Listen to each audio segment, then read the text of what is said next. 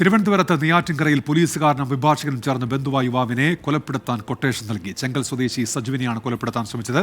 കൊലപാതക ശ്രമം നടത്തിയ ആട് സജിയുടെ നേതൃത്വത്തിലുള്ള കൊട്ടേഷൻ സംഘത്തെ പോലീസ് പിടികൂടി.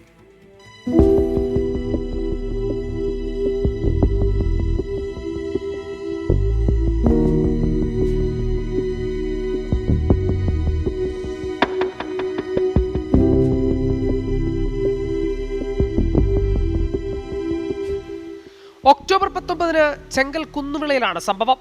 അയൽവാസികളും ബന്ധുക്കളുമായ ചെങ്കൽ സ്വദേശി സജുവും AR ക്യാമ്പിലെ പോലീസുകാരനായ ബൈജുവും തമ്മിൽ ശത്രുതയിലായിരുന്നു. ബൈജു സജുവിനെ കൊലപ്പെടുത്താൻ പദ്ധതിയിട്ടു.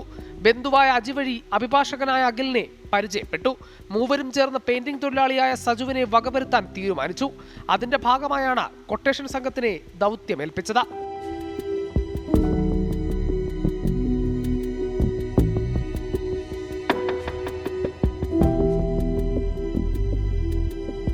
കൊട്ടേഷൻ നേതാവ് ആട് സജിക്കാണ് 1.5 ലക്ഷം രൂപ നൽകി കൊട്ടേഷൻ ഉറപ്പിച്ചത്.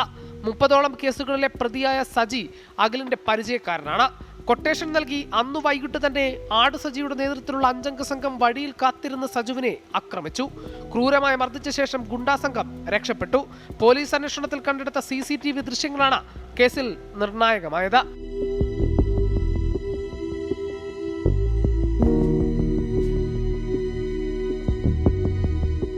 ആട് സജി, ഇയാളുടെ സംഘത്തിലെ പട്ടി സുജിത്ത്, കടവൻകോട് കോളനി രവി, പോലീസുകാരന്റെ ബന്ധുവായ അജി എന്നിവരെയാണ് പോലീസ് അറസ്റ്റ് ചെയ്തത്. ഇവരെ ചോദ്യം ചെയ്തപ്പോഴാണ് കൊലപാതക ശ്രമം കൊട്ടേഷനാണെന്ന് പോലീസിന് മനസ്സിലായത്. 1-ാം പ്രതി പോലീസുകാരൻ ബൈജുവും അഭിഭാഷകൻ അഖിലും ഒളിവിലാണ്. 24 തിരുവനന്തപുരം.